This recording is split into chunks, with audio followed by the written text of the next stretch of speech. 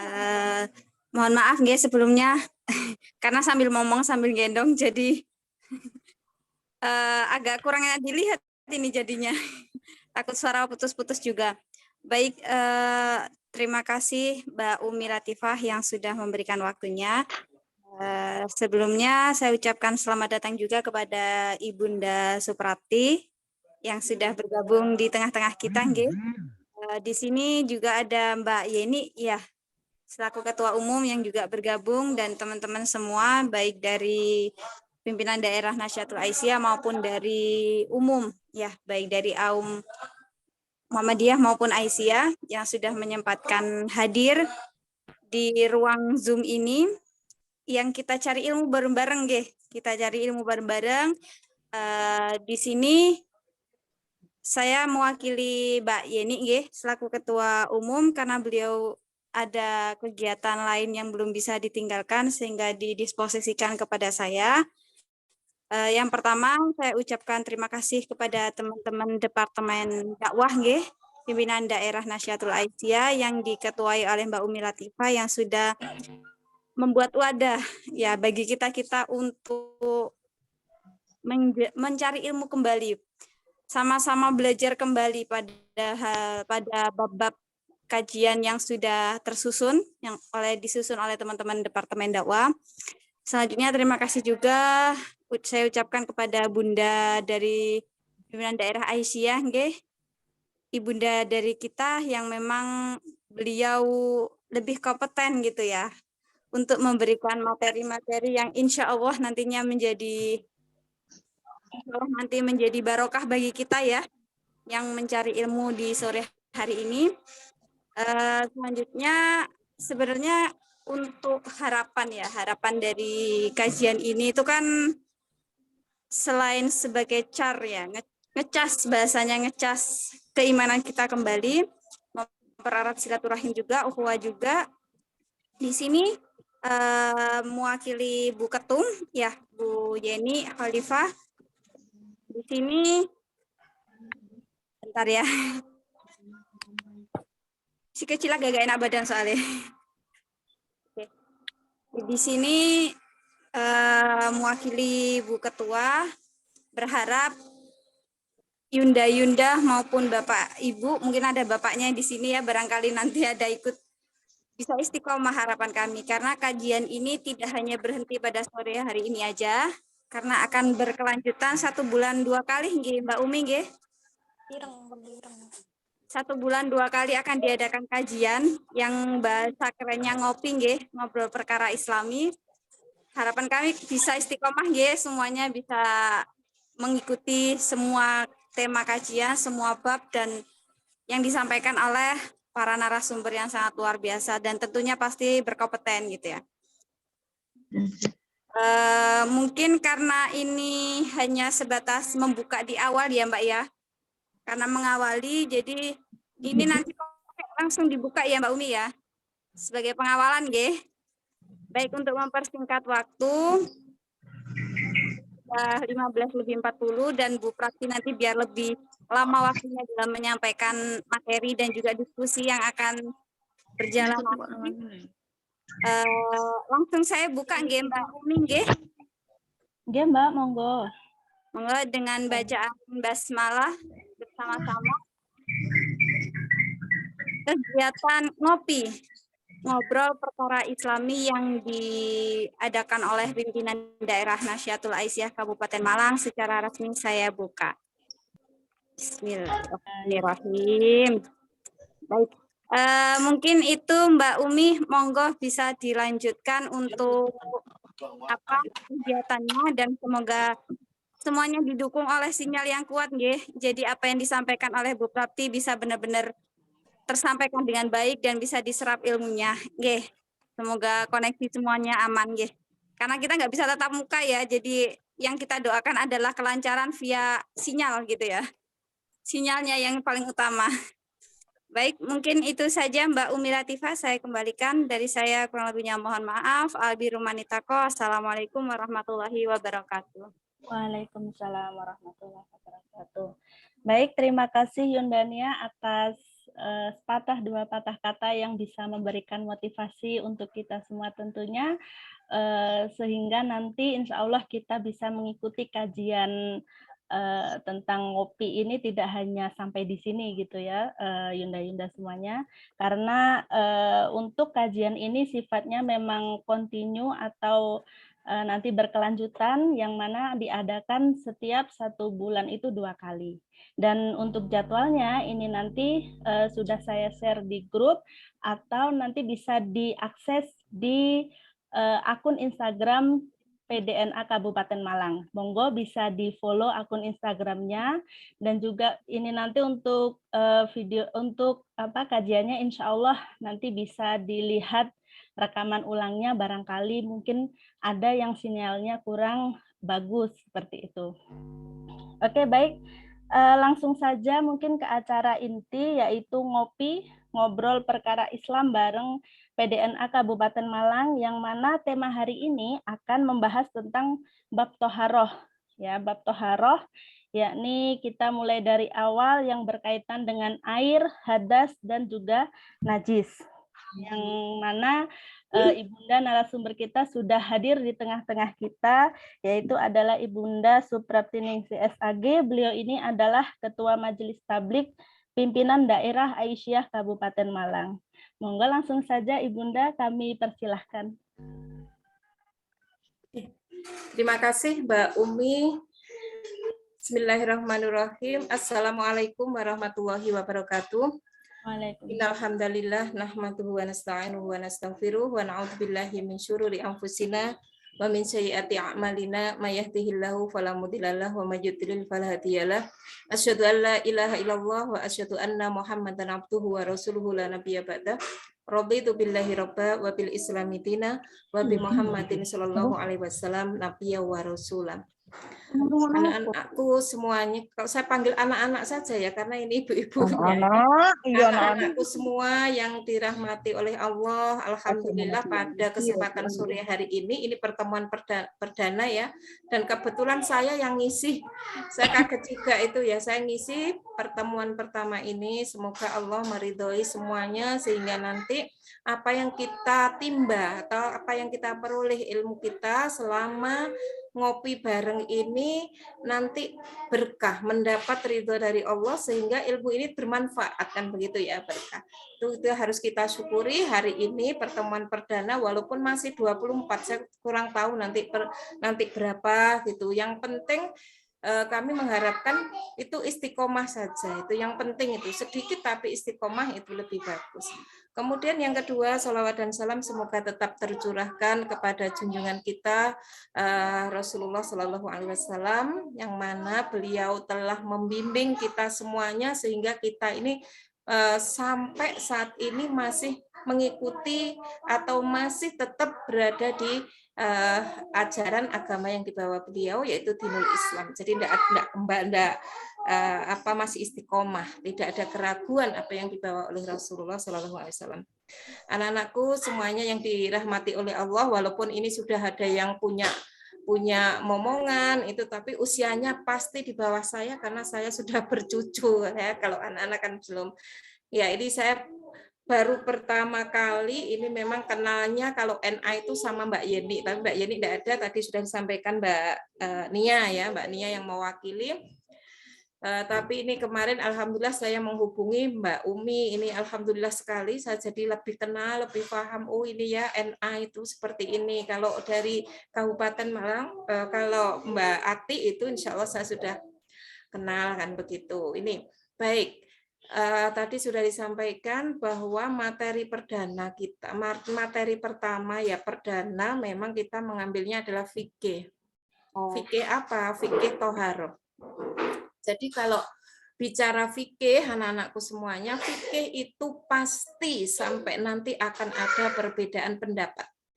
Tetapi kita sudah di Muhammadiyah itu ada majelis tarjih.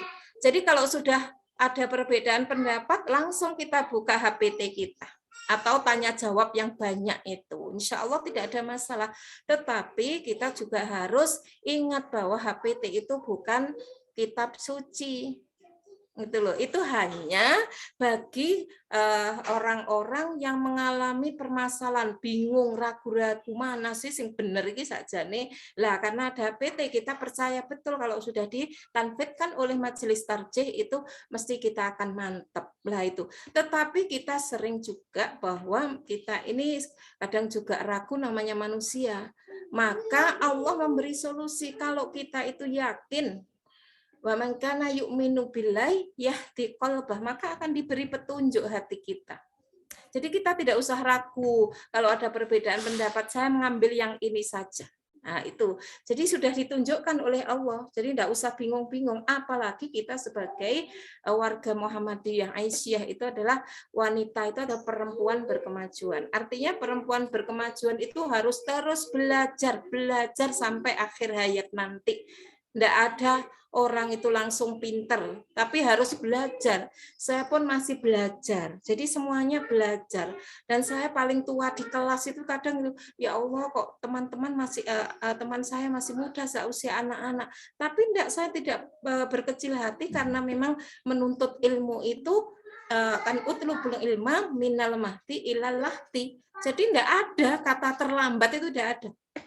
Ketika suami saya sekolah lagi ketika usia sudah 61, loh itu sudah tidak masalah. Ketua kita Aisyah, namanya Bu Siti Aisyah, itu baru lulus dokter ketika sudah pensiun usia 65, kalau dosen 65. Itu yang harus kita contoh, betapa guru-guru kita, pimpinan kita yang ada di atas itu semuanya adalah selalu menuntut atau selalu mengkaji ilmu, baik itu lewat sekolah formal maupun non formal. Jadi bisa lewat sekolah, bisa tidak lewat sekolah. Jadi non formal. Baik, mungkin saya bisa share screen ya? Share screen atau gimana? Bisa Bunda, bisa langsung atau bisa langsung ya? Okay. Oke, saya coba nih.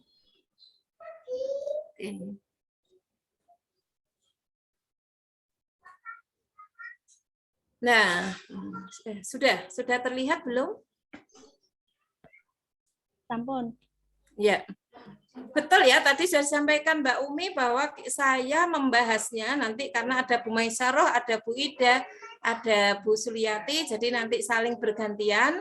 Khusus saya adalah toharoh, itu masalah air, hadas, dan najis. Nah, nanti biar enaknya itu, saya senangnya itu tanya jawab. Jadi air itu air yang kayak apa yang boleh dipakai untuk toharoh atau bersuci. Toharoh itu kan bersuci. Jadi saya tidak menjelaskan toharoh itu apa. Jadi kalau bicara toharoh pasti kita itu bersuci. Bersuci dari apa? Hadas kecil maupun hadas besar. Kalau hadas kecil dengan wudhu, kalau hadas besar kan dengan mandi. Intinya gitu. Jadi toharoh itu bersuci. Baik, sebelum masuk ke situ, mungkin saya harus menyampaikan ada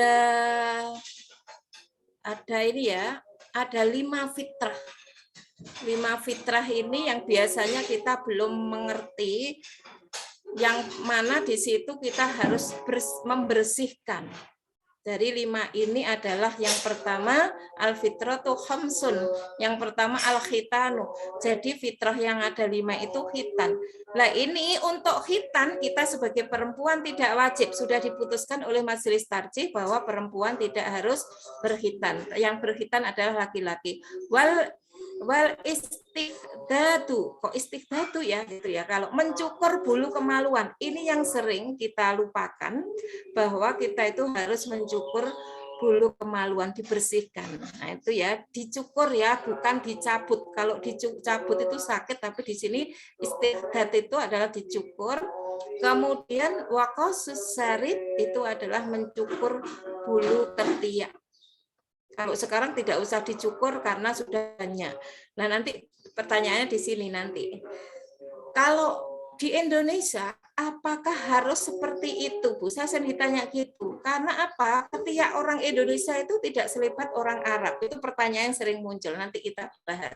Mencukur bulu ketiak. Sekarang nggak usah dicukur, mungkin sudah ada alatnya untuk merontokkan sendiri. Kenapa sih sebenarnya seperti itu? Karena kita ingin mengembalikan fitrah kita yang suci. Karena ketiak itu kalau banyak bulunya, itu pasti akan banyak kumannya. Karena tempat keluarnya apa itu tempat keluarnya apa?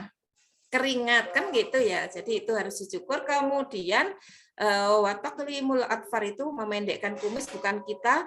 Yang terakhir wanakful abati. Wanakful abati itu adalah memotong kuku.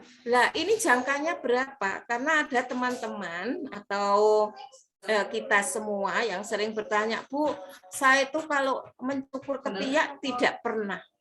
Mencukur bulu kemaluan juga, mohon maaf ini karena perempuan enggak apa-apa.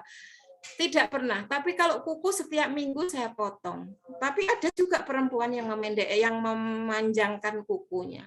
Nah, ini yang hadis berikutnya saya bacakan lagi, diberikan waktu bagi kami untuk mencukur kumis, bulu ketiak, memotong kuku, dan mencukur bulu kemaluan tidak lebih dari 40 hari. Jadi ini yang harus kita ketahui saja ini sebelum masuk ke materi, karena ini banyak yang tidak tahu apa sih 5 fitrah itu yang harus kita perhatikan dan kalau bisa kita laksanakan ya. Karena apa? Ini adalah anjuran dari Rasulullah untuk menjaga kesehatan kita, untuk menjaga melindungi kita dari penyakit yang ada. Terutama kita ketika pandemi ini memang harus selalu menjaga kebersihan seluruh badan kita, bahkan cuci tangan jangan sampai kuku itu sampai panjang. Kalau ada yang memelihara kuku sampai panjang itu berarti lebih dari 40 hari itu tidak dipotong. Ini hati-hati. Jadi apakah itu tidak boleh? Ini karena kalau sunnah itu apa? Kalau sunnah itu kalau kita mengerjakan itu kalau artinya ya kalau kita mengerjakan itu berpahala, kalau tidak melakukan ya tidak apa-apa. Tetapi kita di Muhammadiyah memahami bahwa sunnah itu adalah sesuatu yang harus kita lakukan. Karena itu adalah demi kebaikan kita semuanya. Seperti misalnya begini, kalau mau datang ke NA, mau datang ikut ngopi bareng, maka akan saya kasih uang 50.000 misalnya. Mau apa enggak kira-kira dikasih seperti itu? Jelas akan mau. Ya seperti itulah kalau kita analogikan dengan sunnah dengan itu tadi. Jadi pasti kita itu menginginkan itu yang terbaik. Baik, jadi kita langsung masuk ke air yang untuk ini adalah permasalahan kita di sini bahwa air yang kita gunakan untuk toharoh itu memang harus air yang bersih. Air itu dibagi 4. Di situ ada air mutlak atau terlalu kecil ya. Bisa di ini karena saya membuatnya terlalu kecil. Air mutlak itu adalah air yang suci lagi mensucikan. Inilah yang dibolehkan untuk toharoh.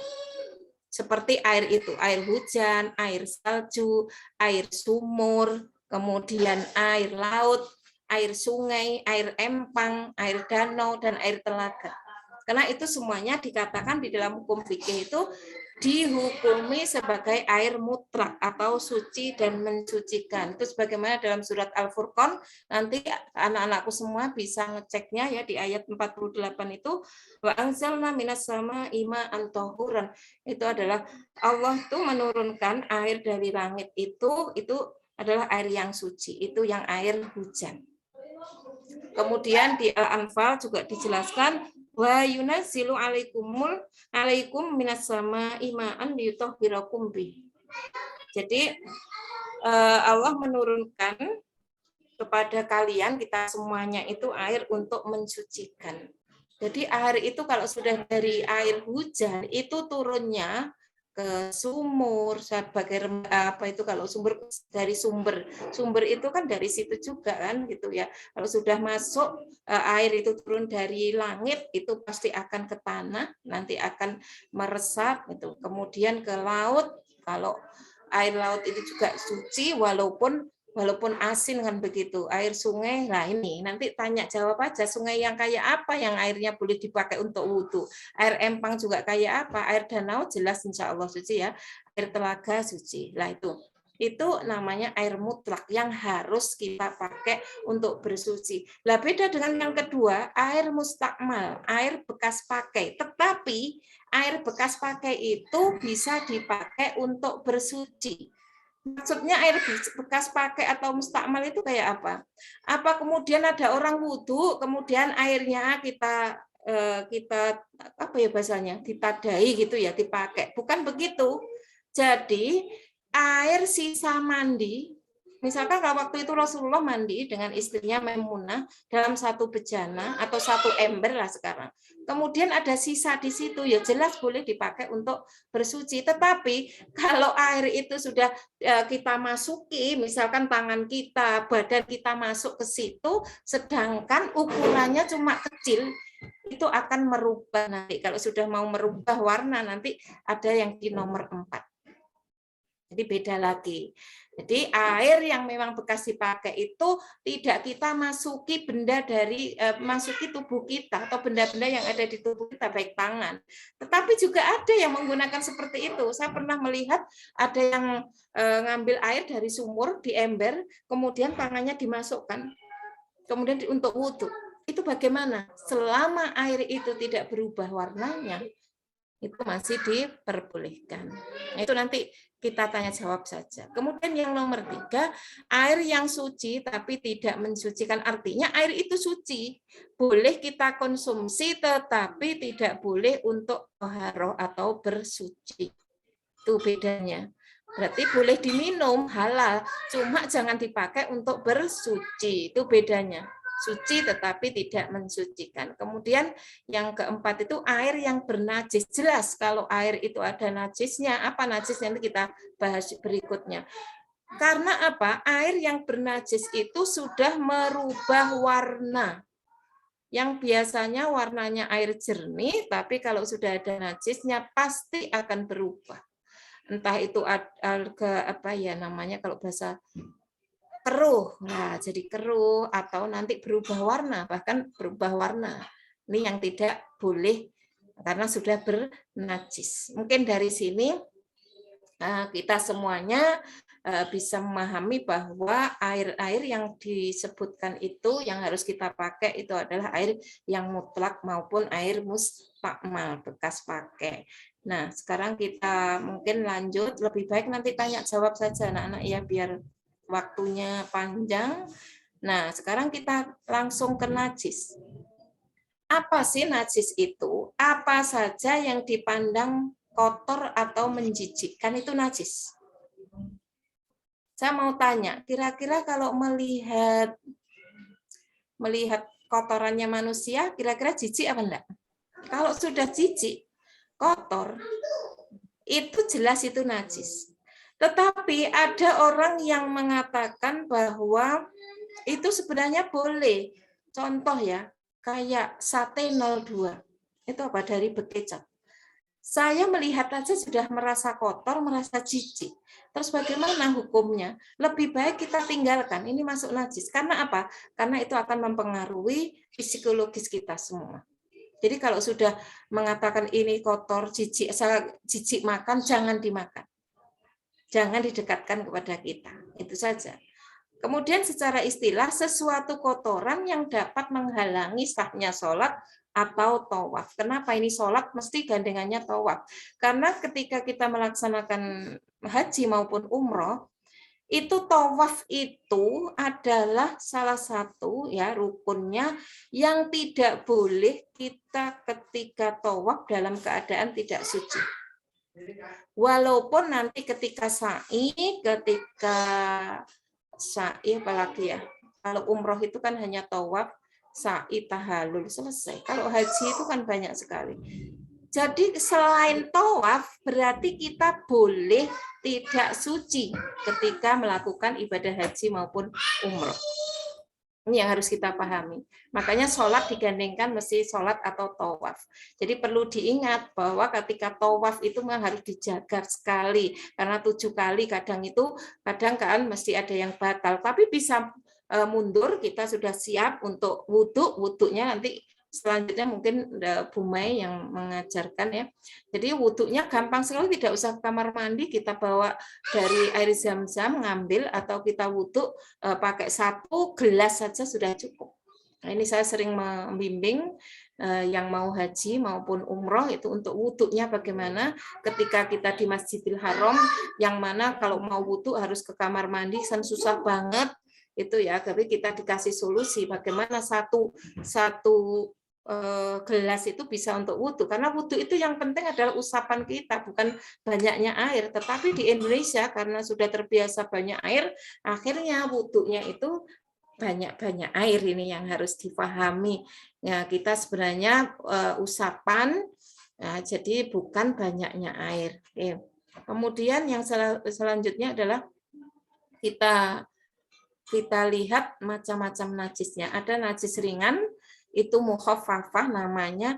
Contohnya adalah kencing bayi laki-laki. Kenapa kok enggak perempuan? Yang dicontohkan di dalam fikih itu adalah laki-laki, bukan bayi yang perempuan.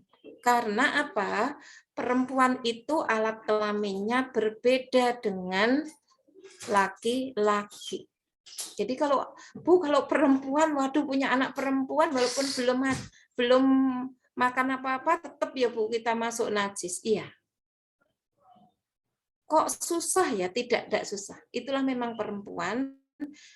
Beda itu tadi, kelaminnya beda dengan laki-laki. Apakah kita harus protes? Jangan. Itu karena sudah ditetapkan oleh Allah dan Rasul-Nya.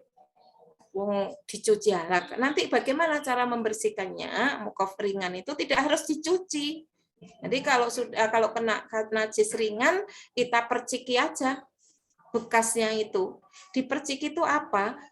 Kalau orang Jawa diapakan ya? Pokoknya disemprot gitu aja, disiram air sedikit gitu aja sudah bisa. Tidak harus dicuci semuanya. Itu bedanya cara membersihkan najis ringan. Kalau kita itu kadang kan sering aduh kok kayak gak enak ya, ragu-ragu ya wis dicuci ndak apa-apa, itu pun lebih bagus. Tetapi kalau Rasulullah itu ketika menggendong bayi laki-laki itu kemudian kencing, ibunya sudah bingung bagaimana ini. Rasulullah, saya mohon maaf, ini tidak usah bingung, tidak usah takut, tidak usah berkecil hati. Rasulullah itu kan pinter itu motivasi ibu-ibu tidak usah sungkan lah kalau orang Jawa, tidak usah sungkan. Ini gampang sekali. Kemudian Rasulullah menunjukkan dengan diperciki air saja ke tempat yang kena kencingnya bayi itu tadi. Itu bedanya dengan najis sedang. Lah, najis sedang ini atau mutawasitoh ini memang harus dicuci bersih itu. Seperti darah. Nah, itu semua dasar bangkai. Bangkai ini juga najis, kecuali bangkai belalang dan ikan yang tidak najis. Semua bangkai itu adalah najis. Kena di baju kita, itu harus kita cuci. Ketika kita melihat bangkai, kemudian bangkainya cuma bangkai nyamuk, beda, itu serangga. Nanti kalau serangga tidak masuk ke situ. Kemudian kita sering melihat cicak juga, nanti kita diskusi saja. Bagaimana kalau begitu bangkai yang seperti itu? Kena baju kita, kena anggota tubuh kita, itu harus kita bersihkan. Kemudian untah-untahan jelas, karena untah-untahan itu ada baunya, pasti tidak enak. Kencing jelas, kotoran manusia ya jelas ya. Wadi, madhi, khomer. Kok khomer itu najis, apalagi diminum. Ini yang sering kita itu membahas kenapa itu. Oh ya, ini babi juga belum saya masukkan. Babi itu kalau kita kena dagingnya babi, kemudian atau darahnya kena baju kita atau tubuh kita, maka harus kita bersihkan. Karena itu masuk benda najis. Belum saya tulis ya babinya ya. Nah, tuh. Di sini harus, jadi apalagi dimakan. Jadi ini. Nah, ini saya jelaskan wadi dan mazi. Bedanya apa? Kalau wadi itu biasanya keluarnya berbarengan dengan kencing. Mungkin anak-anakku semuanya, adik-adikku semuanya belum perhatian atau bagaimana kalau habis kencing itu biasanya ada keluar putih gitu. Itu adalah mati. Kadang keluar, kadang tidak. Nah, kadang kita capek pasti keluar gitu ya. Bu, nanti dengan keputihan bagaimana, kita diskusi saja. Nah, keputihan itu sebenarnya suatu penyakit ya aslinya, karena di luar kita ketika kencing tapi keluar. Lah bedanya dengan mati apa? Kalau mati itu keluar karena ada rangsangan seksual. Itu bedanya. Maka jelas kalau kita itu terangsang seksual kita, ya ingin hubungan, kemudian keluar itu cairan, itu adalah mati. Dan itu harus dibersihkan, dan kita kemudian kalau mau sholat ya harus wudhu dulu, ya. Jadi tidak harus mandi. Kemudian kita sudah ya babi, sudah khamar, sudah kita alhamdulillah tidak dekat-dekat dengan khamar. Tapi kalau kita pergi ke luar negeri, saya itu ketika di Sri Lanka waktu itu, kalau di Indonesia itu masih sembunyi-sembunyi namanya orang jualan minuman keras, tapi kalau di luar negeri itu kok bisa setiap etalase ada minuman keras. Nah, ini bagaimana saya kurang tahu. Jadi menakutkan ketika tidur di sana itu malam itu, ya gimana kok orang-orangnya seperti ini, itu ada keraguan.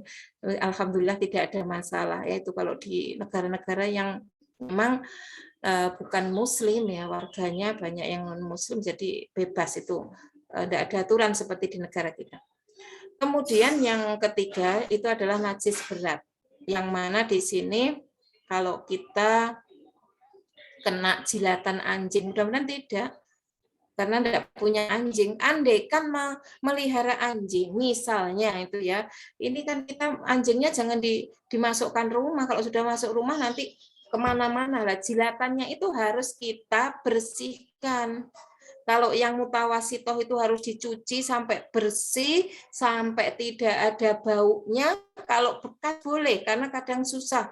Nah, bekasnya darah kok sulit ya, masih ada kuningnya, tapi kita bau, sudah tidak bau lagi, sudah suci itu.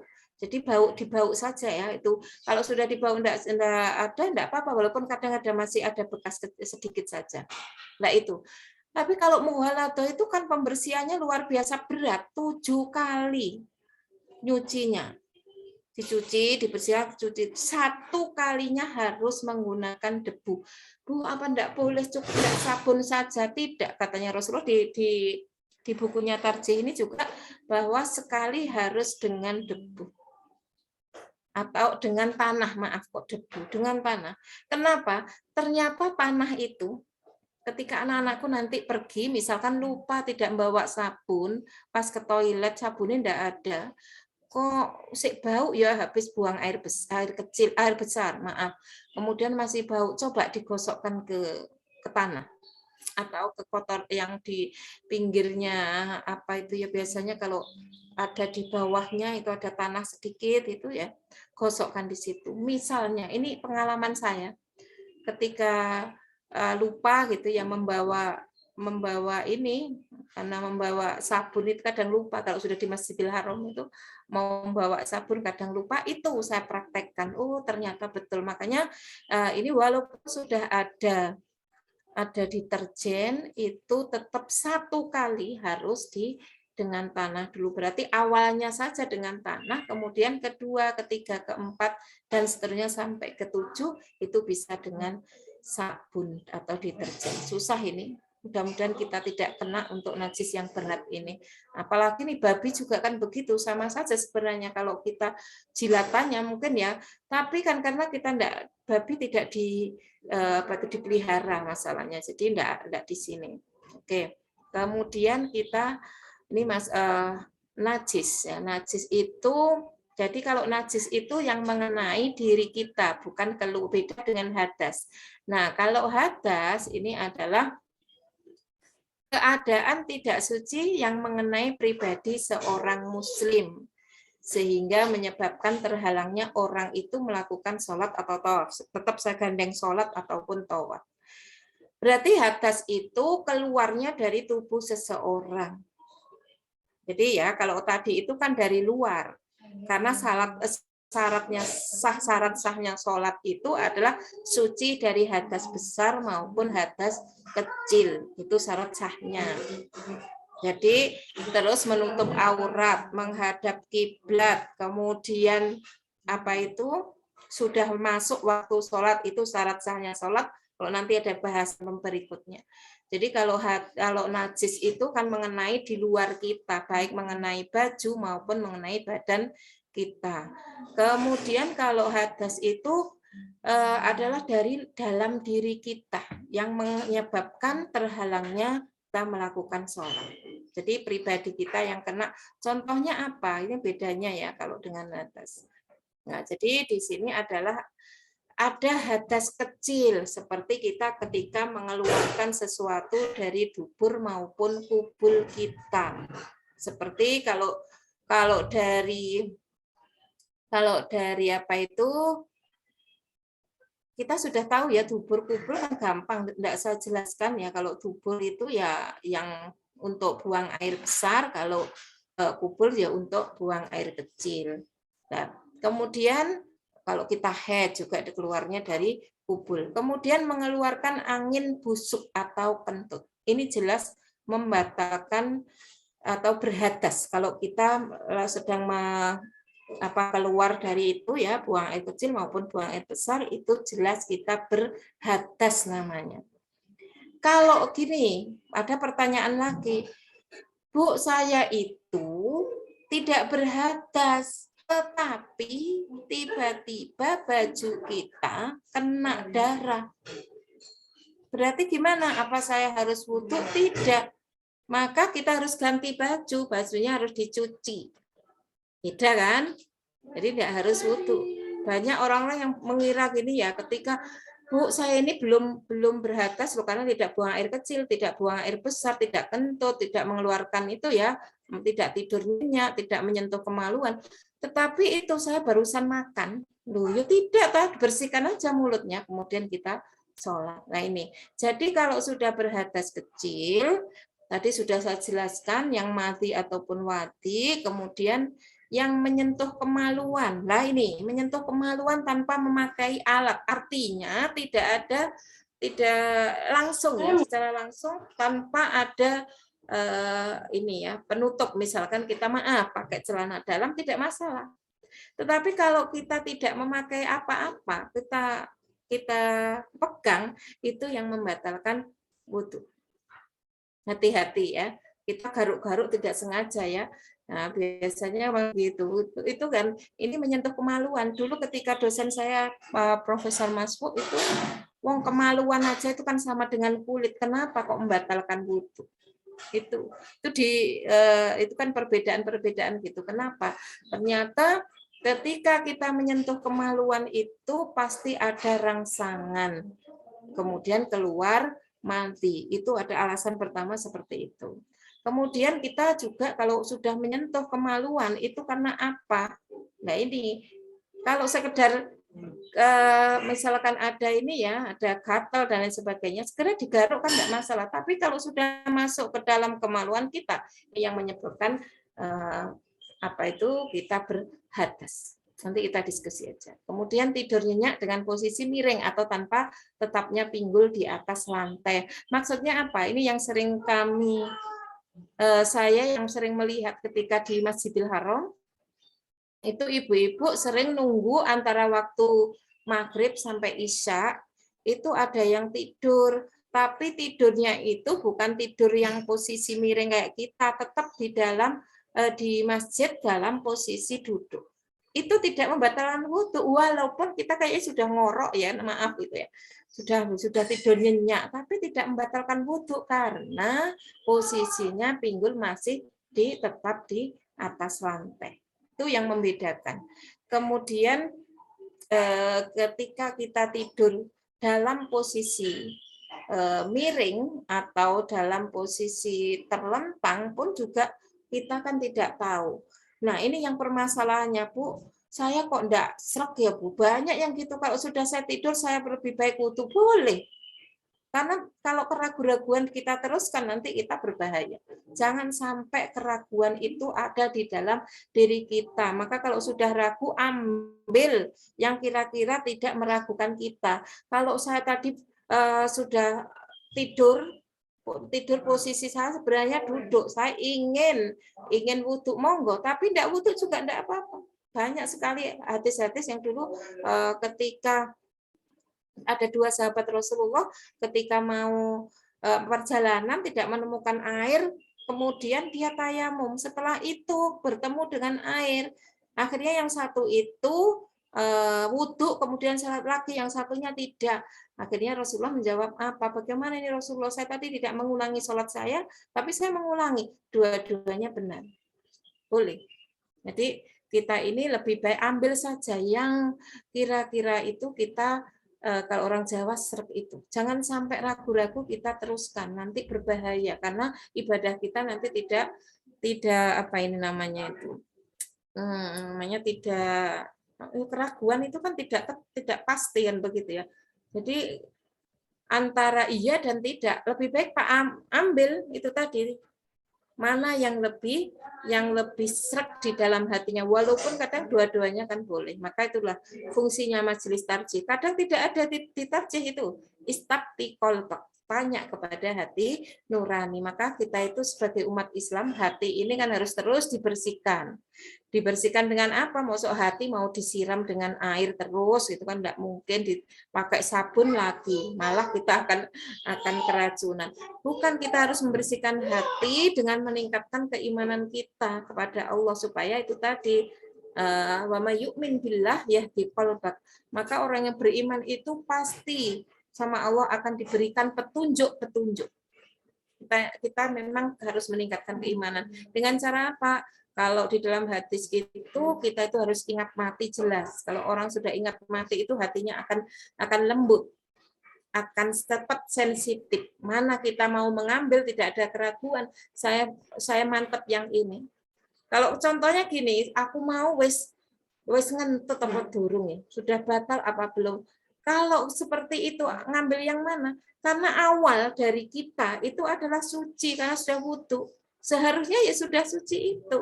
Tapi kan kalau sudah yang orang ragu-ragu, udah wes aku tak wudhu aja. Padahal tidak seperti itu mengambilnya. Ambil yang pertama, tetapi tidak apa-apa lah, karena ilmu kita masih sebatas itu, akhirnya keraguan-keraguan itu udahlah ngambil yang lebih mantap di dalam hati. Saling terus meminta wudhu lah, meminta pada petunjuk pada Allah. Akhirnya yang hadas kecil ini cara toharohnya hanya dengan wudhu. Nanti wudhu kan ada bab sendiri yang akan diajari oleh ibu siapa itu ya nanti. Jadi bedanya nanti dengan hadas besar kayak apa? Ya itu dengan hadas besar. Nah, berikutnya kalau masuk hadas besar adalah mengeluarkan mani atau sperma. Nah, ini beda. Kalau sudah hubungan suami istri mengeluarkan mani itu, ini nanti mengeluarkan mani itu bagaimana? Itu perempuan apa bisa mengeluarkan mani? Tanpa hubungan. Bisa juga. Nah, ini kalau sudah merasakan sesuatu, itu baik itu dalam keadaan mimpi maupun sesungguhnya, maka wajib mandi. Itu cara membersihkan atau cara toharohnya harus mandi. Nah, ini yang perlu kita diskusikan nanti. Kemudian hubungan kelamin jelas, kita sudah semuanya bisa. Kemudian terhentinya darah haid dan nifas, wajib mandi karena itu masuk hadas besar. Kalau tidak mandi maka sholat kita tidak sah. Semua yang kita lakukan tidak sah. Jadi kita harus bisa membedakan mana itu yang masuk hadas kecil, mana itu yang hadas besar. Mana yang harus kita toharoh di hadas besar dengan mandi, kalau di hadas kecil maka kita harus cukup dengan wudhu. Dan wudhu itu pun mesti ada tata caranya, mandi pun juga ada tata caranya. Tapi nanti kalau mau tanya enggak apa-apa masalah wudhu, walaupun nanti di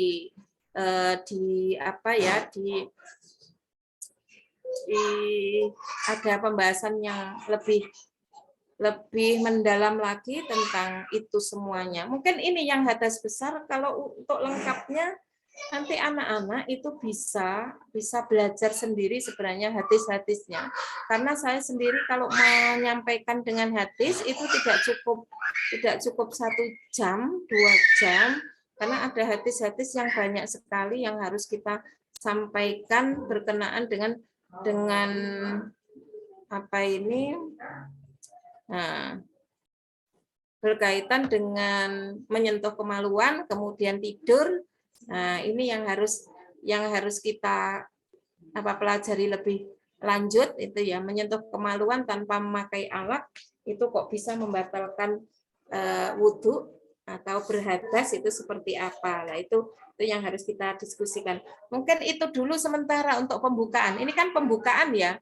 Jadi saya tidak menjelaskan secara rinci yang lebih ini, mungkin ada tanya jawab yang lebih banyak atau bagaimana? Atau saya sampaikan dulu ayat-ayatnya. Sebelumnya minta tanya jawab dulu Mbak Umi. Mohon pertanyaan aja yang lebih banyak. Okay. Karena masih ada waktu kan sampai jam 5 ya?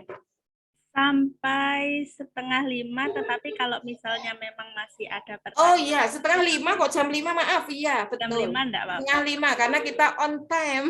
Okay. Saya senang sekali, NA luar biasa, on time. Saya tadi baru ini kan sudah hampir jam 4:30, maaf. Ya boleh saja kalau ada pertanyaan saya siap sampai jam berapa kurang 5 kurang 9 enggak apa-apa. Cuma ini mohon kita sering-seringlah bertanya. Karena kalau saya menyampaikan saja nanti seolah-olah oh kok begitu ya gitu ya. Mesti harus ada masukan. Ini seharusnya saya membuat PPT sederhana ini, mohon maaf ya tidak bisa menyampaikan banyak dalil-dalil yang harus ini karena luar biasa tak tampilkan nanti lama. Monggo yang mau bertanya Bu Mbak Umi. Oke, monggo Yunda yang ini yang sudah raise hand, ada Yunda Feren Azza. Monggo Yunda Feren. Assalamualaikum. Tutup dulu ya. Waalaikumsalam. Ini Ustazah mau tanya, kan kalau anjing, jilatan anjing itu kan maksudnya kan ke najis yang berat. Itu ada yang bilang kalau bulunya anjing itu juga termasuk najis berat. Jadi kayak misalnya ada anjing tuh lewat gitu ya. Kan kalau di Bali itu kan banyak tuh, pernah ke Bali terus tuh kena bulunya anjing. Nah terus kata temanku itu loh harus dicuci dulu itu bulunya, itu juga termasuk najis berat lah. Itu gimana, itu bener nggak sih bulunya itu juga termasuk najis berat atau hanya jilatannya aja gitu? Terima kasih. Ya, luar biasa, bagus sekali pertanyaannya. Kalau bulunya bagaimana? Kalau bulu itu tidak masuk najis yang berat. Jadi yang dikatakan najis berat itu adalah jilatannya anjing. Tahu jilatannya anjing itu kayak apa itu ya? Karena dia sedang mengeluarkan liurnya. Liur manusia saja kalau itu kan tidak enak ya, walaupun itu tidak najis, tapi baunya juga tidak enak. Apalagi binatang yang makannya, kalau kita melihat anjing itu makannya kayak apa? Makanya dari sampah dimakan, semua yang ada di kotoran juga dimakan. Pokoknya kan enggak pilih-pilih ya itu kalau anjing itu. Maka yang najiskan berat itu hanya jilatannya saja. Kemudian bulunya tidak. Kalau kena kita bulunya dalam keadaan kering tidak masalah. Tapi kalau sudah dalam keadaan basah, hati-hati. Kalau sudah basah itu nanti kita bersihkan. Cuman tidak sampai 7 kali seperti kena jilatannya. Begitu bedanya ya. Jadi yang masuk dalam najis berat itu adalah jilatan anjing. Jadi makanya ada yang memelihara anjing itu ya, kemudian dipegangi tidak masalah kalau tidak kena liurnya, tetapi kan atau kena mulutnya. Nah, tapi apa ya bisa kita menghindarkan dari situ semuanya. Maka kita hati-hati sekali untuk anjing ini. Boleh memelihara anjing asalkan anjingnya di kerangkeng atau anjingnya hanya untuk menjaga rumah di depan, tidak boleh kemana-mana. Di kerangkeng itu apa? Di tali itu ya, biar tidak kemana-mana. Tapi kenapa sih enggak usah lah, kita percaya sama Allah karena rumah kita juga dijaga oleh Allah, kebun kita juga dijaga oleh Allah. Kita perserahkan saja sama Allah. Janganlah kita makai, walaupun itu boleh katanya Rasul, memelihara boleh. Pokoknya tidak dibiarkan kemana-mana. Tapi kalau sudah kemana-mana itulah yang susah. Kita sendiri yang susah ngurusi jilatannya anjing, jadi kita jadi enggak beribadah atau bekerja yang lain. Oleh karena itu lebih baik memang kita tidak usah itu. Tapi kalau kasusnya di Bali itu kan banyak anjing ya, banyak sekali. Nah itu tadi. Jadi tidak apa-apa kalau cuma kena kena bulunya. Bersihkan saja bulunya. Tidak usah dicuci sampai 7 kali itu bedanya. Itu ya. Siapa tadi Mbak Feren? Nah. Kemudian baik, terima kasih. Selanjutnya ada Yunda Siti Mukosidah. Monggo, Yunda Siti. Assalamualaikum Ustazah. Waalaikumsalam warahmatullahi wabarakatuh. Mohon izin tentang hadas Bunda. Bagaimana hukumnya ataukah ada keringanan saat biasanya itu saya sesudah haid, sebelum haid itu sering keluar angin dari dubul itu waktu sholat. Jadi sampai batal itu sampai 5 kali, sampai 7 kali, sampai 10 kali itu pernah. Kadang saya sampai capek gitu Bunda. Ya Allah, ini penyakit atau gimana kok sampai seperti ini? Apakah seperti itu ada keringanan tentang menerangkan seperti itu atau gimana Ustazah? Keluar apa itu tadi? Angin? Ya, angin. Pokoknya saya tuh terasa keluar sesuatu di situ Bunda. Oh, ya gitu, seperti ya. angin. Pokoknya ya, terasa betul. gitu loh. Ya. Jadi saya rasa itu ada keluar cairan gitu ya, keluar ini adalah kayak keluar angin gitu ya. Kadang itu kan kalau mau haid atau habis haid itu keluar cairan putih itu kan biasa ya. Bagaimana kalau keluar gitu ketika sholat apa ada keringanan? Nah itu yang sering ada pertanyaan. Pertama saya jawab mungkin yang angin. Jadi kayak keluar angin. Maka kita lihat dulu ada hadisnya nanti kalau saya sampaikan bahwa dikatakan itu berhadas atau kentut yang keluar angin atau angin busuk itu kita lihat pertama adalah suara dulu. Bersuara apa enggak? Kemudian yang kedua adalah bau apa enggak? Ada dua ini. Kalau selama dua ini tidak ada suara, tidak bau, maka itu tidak dihukumi sebagai hadas. Ya, jadi dua ya, diingat-ingat ya. Tidak ada suara. Perasaannya kayaknya keluar gitu ya, kayak angin keluar, tapi enggak bau kan gitu ya. Itu kalau sudah namanya itu kan ada namanya apa tadi? Buang angin yang busuk ya, kentut itu kan busuk, baunya pasti tidak enak. Tapi kalau ini kasusnya itu biasa kita semua juga begitu. Tiba-tiba itu kayaknya keluar angin. Jadi berapa kali gitu. Itu adalah dimaafkan. Tidak usah khawatir, kita tetap saja selama tidak ada suara atau tidak ada bau itu lanjutkan saja. Bu, tapi bersuara. Kalau kita memang bersuara maka kita wudhu. Tidak bau tapi bersuara, maka wudhu. Tapi kalau sudah 7 kali tetap seperti itu dimaafkan. Karena itu sesuatu yang sudah keluar, kita kan tidak tahu nanti besok dia diajari mungkin dari ibu-ibu dari PDA ya, mungkin ada sesuatu yang ada di tubuh kita. Mungkin ya, kita tidak tahu. Jadi kita tetap saja sholat. Tidak usah ragu, bismillah, minta sama Allah. Jadi kita itu minta ya, ketika kita mau tawaf itu biasanya kan ada yang, aduh ya apa, nah aduh gimana ya nanti kalau saya batal, sering gitu batal sungguhan. Tapi tidak ketika kita ya Allah bimbinglah saya ketika tawaf, jaga kesucian saya gitu ya, minta sama Allah, dikabul sama Allah. Ketika tawaf tidak ada masalah, tidak ada batal. Maka ini kasusnya seperti itu. Tolong kalau tidak ada bau atau tidak bersuara, lanjutkan saja tetap kita sholat, begitu ya. Kemudian kalau ada keluar cairan itu kita awalnya mau sholat bersih. Tolong nanti kita memang kalau sholat itu ya harus kita pakai celana dalam. Mohon maaf ya, kadang ada yang tidak pakai celana dalam. Mohon pakai celana dalam. Siapa tahu ketika sholat kita keluar itu sudah dimaafkan oleh Allah, tidak ada masalah karena perempuan itu sering keluar cairan, keluar apa ya. Kalau dikatakan madhi bukan karena tidak ada rangsangan, tapi karena kita kecapean itu bisa saja. Oleh karena itu itulah dimaafkan. Yang penting ketika sholat ketika kita mau sholat kita sudah dalam keadaan suci, entah di tengahnya dan lain sebagainya itu sudah dimaafkan oleh Allah. Mungkin itu ya Mbak Siti ya yang bisa saya sampaikan. Mungkin ada yang... Alhamdulillah, terima kasih jawabannya. Ya, sama-sama. Nanti saya ayat-ayatnya itu ada, cuma nanti kelamaan gitu saja. Semua Sudah saya ambilkan dari ayat-ayat yang ada di fikih. Nih. Baik, selanjutnya ada yang sudah raise hand ini Yunda Afifah. Afifah Qurrata Ayun. Monggo Yunda Afifah. Assalamualaikum Bunda. Waalaikumsalam warahmatullahi wabarakatuh. Mohon izin, saya Afifah dari PAUD Wakir. Mau bertanya tentang yang air untuk bersuci, apakah boleh air hangat? Terima kasih Bunda. Air apa ya? Air hangat. Air hangat. Oh iya. Iya. Tidak dengar karena di sini hujan ya. Mohon maaf. Boleh. Langsung saja boleh.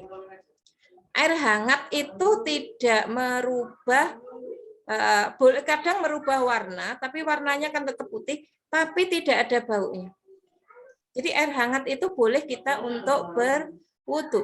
Saya selama ini ketika musim dingin, memang gimana ya kalau di rumah itu saya kerannya memang pakai air hangat.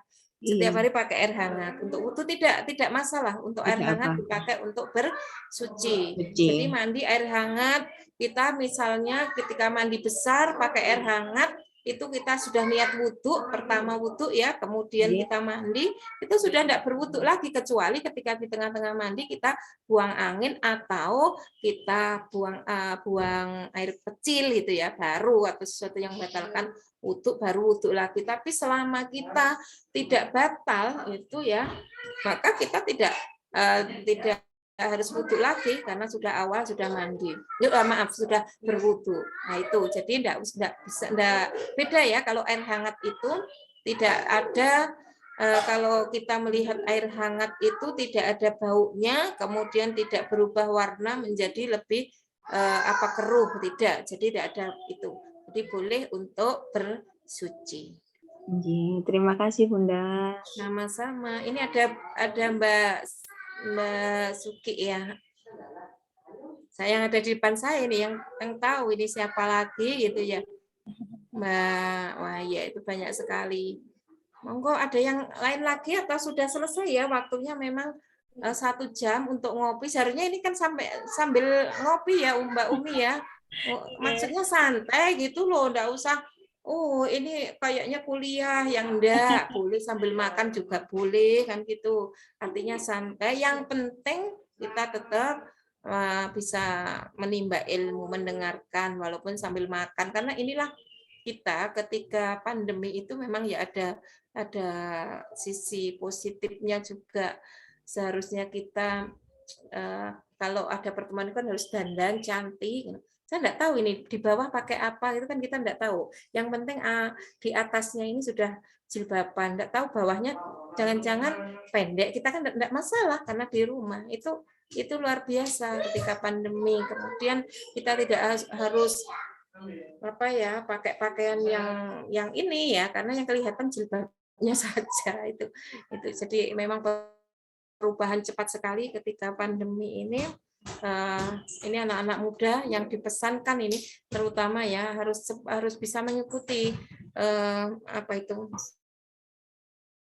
globalisasi, artinya kemajuan yang sangat cepat itu. Kalau saya itu dulu tidak bisa membuka artikel itu tidak bisa, enggak tahu gimana caranya, tiba-tiba kita belajar bisa. Kemudian apalagi yang masih muda-muda ini, kita harus mengikuti ya, jangan sampai ketinggalan informasi. Google Form saya tidak bisa, karena Google Drive itu tidak bisa, tapi sekarang itu luar biasa. Dulu enggak pernah pakai gitu ngajar, ketika kita pandemi itu diharuskan begitu. Jadi ada sisi positifnya.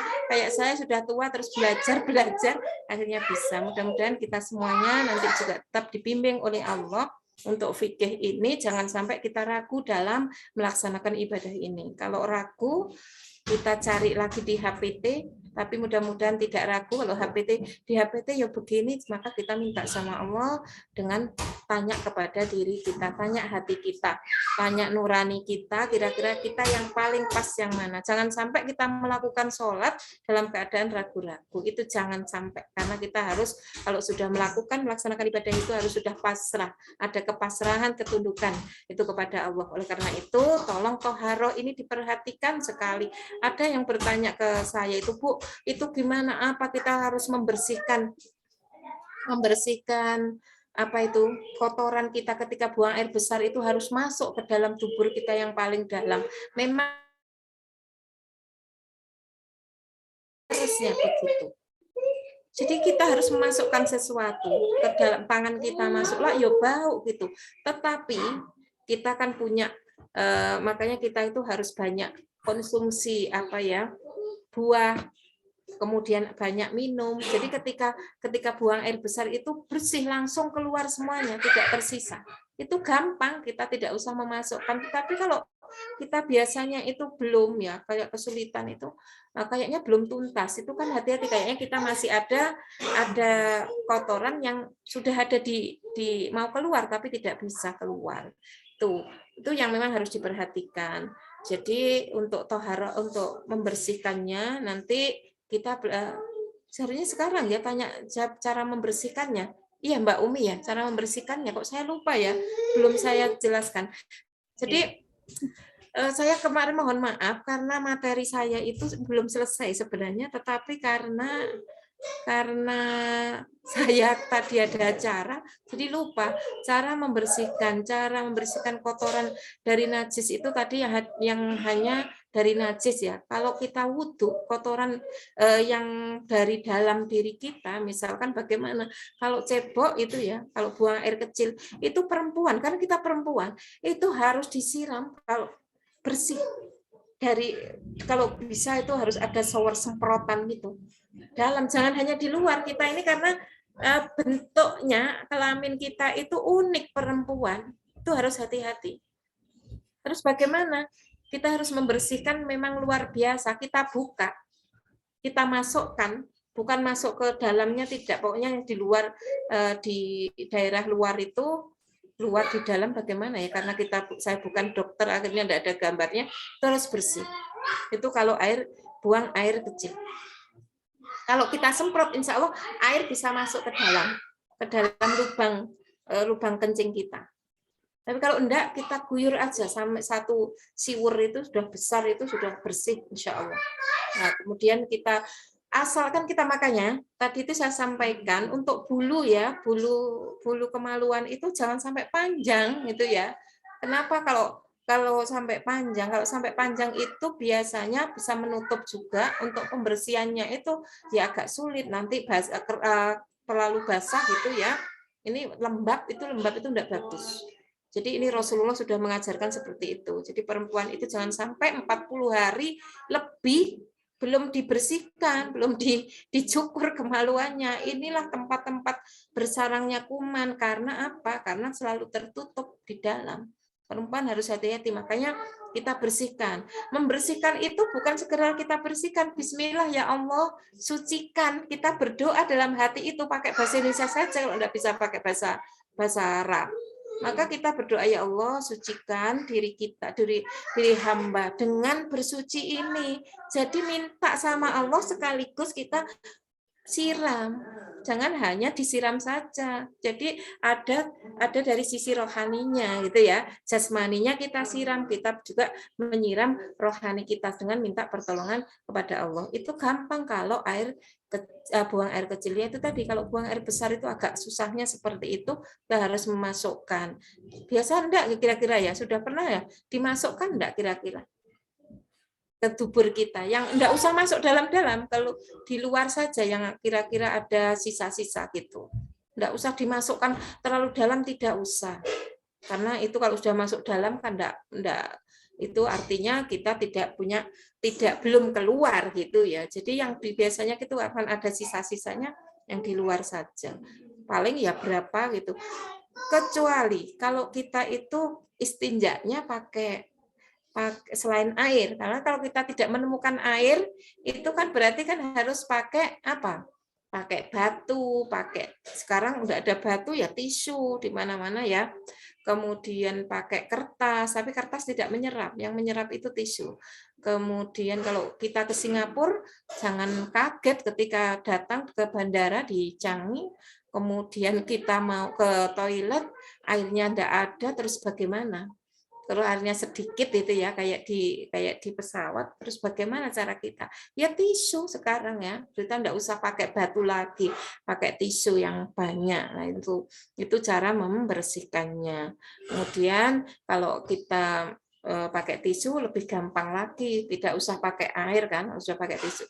Tetapi itu kadang ya itu saya kok enggak seret ya pakai tisu, kayaknya kok enggak bersih-bersih gitu. Itu kembali lagi, saya sering begitu anak-anakku semuanya. Jadi ini ya setan yang selalu membuat orang ragu-ragu, maka kita harus menetapkan, ya Allah, sebagaimana ini saya serahkan padamu, karena yang buat ragu-ragu itu setan. Akhirnya ya adanya seperti itu. Nanti kalau kita mau buat bawa air, nanti pesawatnya jatuh, kita kan juga susah kan, kita membuat dosa. Jadi kita harus menerima apa adanya di situ. Itu yang harus kita perhatikan. Mungkin itu ya pembersihannya. Kemudian yang mandi, jangan lupa ketika mandi itu kita harus berwudu dulu. Wudunya bagaimana? Ya cara wudu kita biasa itu. Baca bismillah. Jadi wudu itu bukan nawaitu wudu alirafil hadasil aswari fardhu. Bukan begitu. Tapi wudu itu yang disunahkan oleh Rasulullah sebagaimana di hadis juga ada, itu kita membaca basmalah saja. Bismillahirrahmanirrahim, cuci tangan sudah. Ya wudu itu bukan berdoa. Jadi bukan berdoa bukan niat yang panjang itu. Jadi niat kita hanya bismillah dengan menyebut namamu ya Allah yang Maha Pengasih lagi Maha Penyayang. Artinya apa? Pengasihnya Allah itu, penyayangnya Allah itu kepada hambanya, walaupun hambanya ini sebenarnya belum, kalau dilihat itu sempurnanya itu kayak apa, kan begitu ya. Yang menyempurnakan itu ya Allah yang tahu. Ini sempurna apa enggak. Kalau manusia melihatnya, wah ini enggak bagus wudunya, ini ia bisa melihat itu, tetapi hatinya juga tidak tahu ya. Mungkin karena bisanya cuma sampai situ gitu, belum belajar yang sesungguhnya. Jadi kita enggak boleh menjudge bahwa ini tidak bisa, maka kita harus, ini tugas kita, tugas NA ini. Kalau berani enggak nanti kalau ada praktek wudu, Bu, saya mau praktek mandi bareng, bagaimana praktek mandi bareng? Nah, ketika sudah wudu, kemudian kita selesai wudu, Bu, ada yang bilang kakinya enggak usah disiram.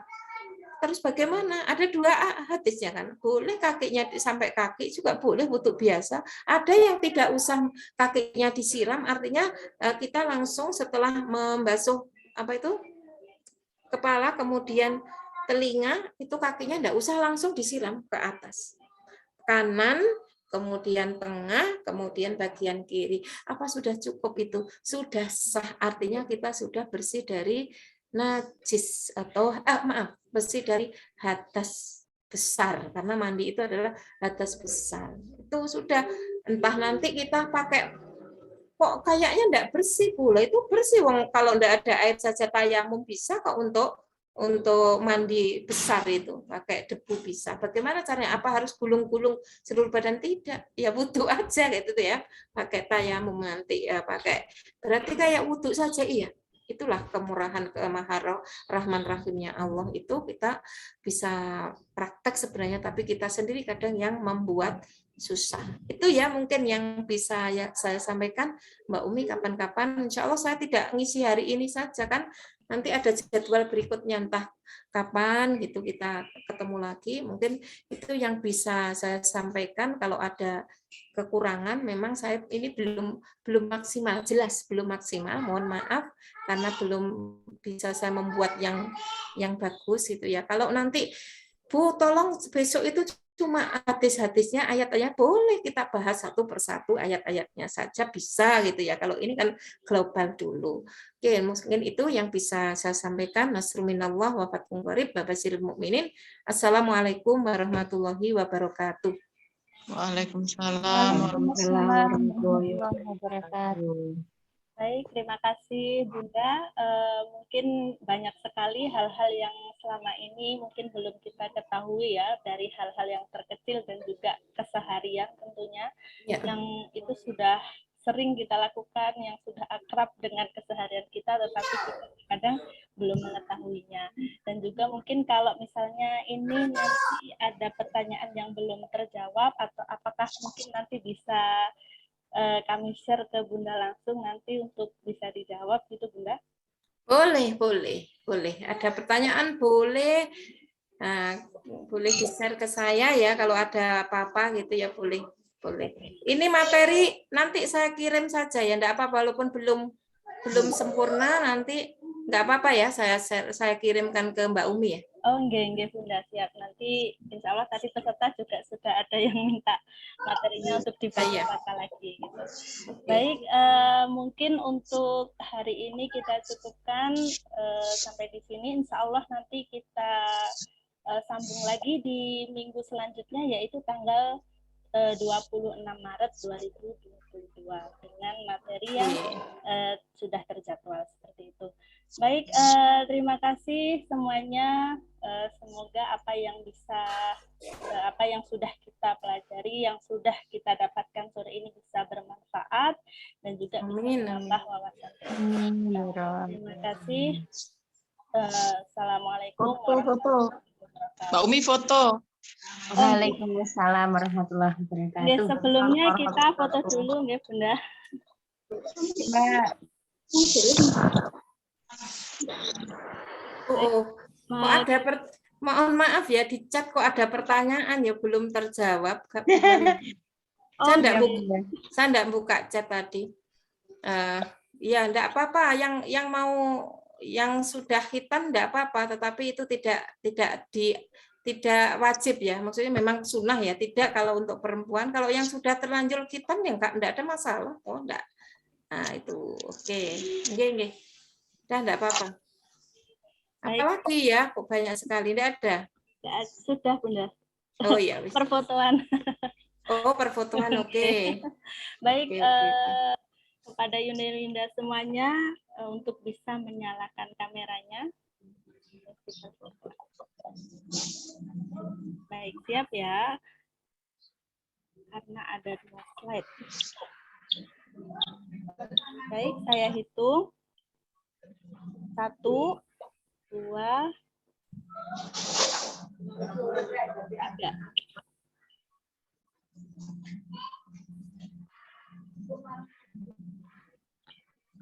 Kemudian slide yang kedua. Aku iki masuk halaman piro iki. 1,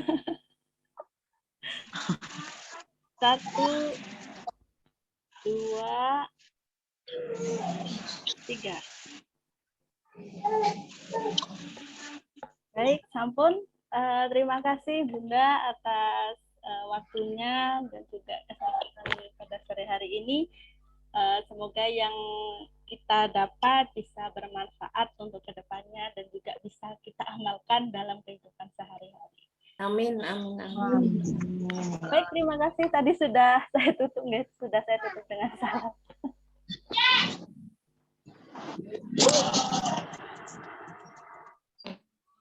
Baik, mungkin kepada Yunda yang tadi belum mengisi presensi, bisa diisi nggih presensinya sebagai data kami.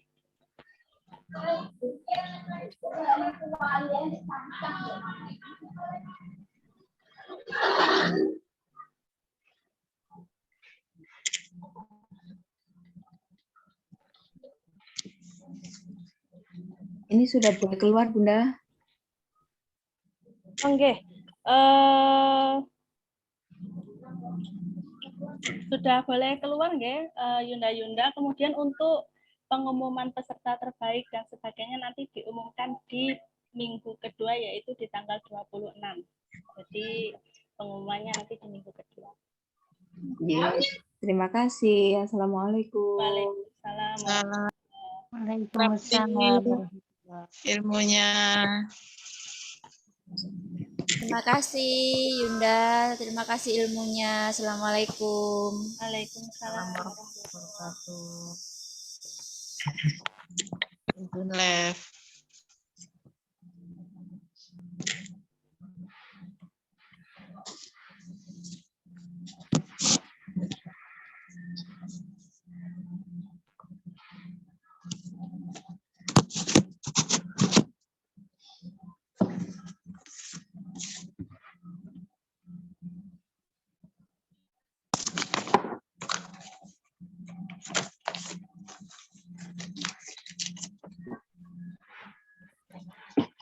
Baik Yunda, mungkin ini Zoom-nya bisa saya matikan nggih?